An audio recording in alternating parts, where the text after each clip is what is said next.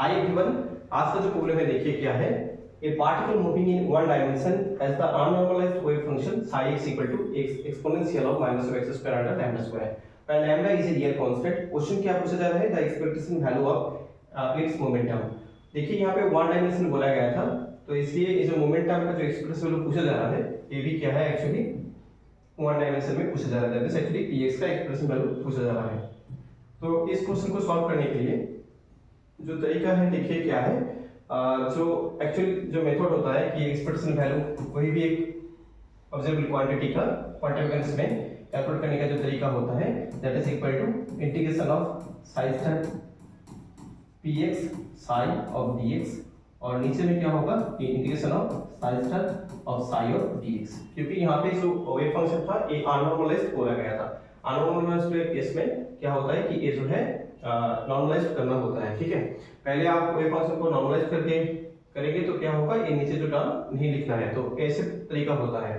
तो ये था बेसिक मेथड, इसमें कैलकुलेट आप कर सकते हो। बट इसमें एक कॉन्सेप्ट है, तो जिसमें क्या होगा कि इस क्वेश्चन को सॉल्व करने के लिए वो यूटिलाइज करने से क्वेश्चन आसानी से आ जाएगा सॉल्यूशन। देखिए क्या है कॉन्सेप्ट। तो for any real function, okay, तो क्या है कॉन्सेप्ट कि फॉर एनी रियल फंक्शन,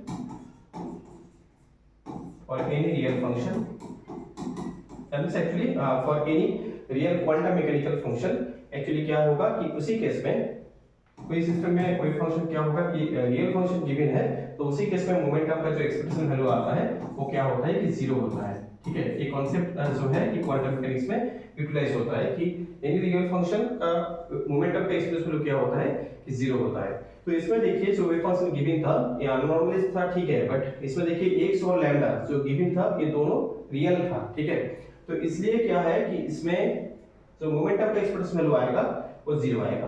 तो इसको करने का जरूरत नहीं है, ये जो तरीका है इसमें आप कर सकते हो, बट इसमें भी जीरो आएगा, बट कॉन्सेप्ट लगाने से ये आसानी से क्या होगा कि इसका रिजल्ट आ रहा है।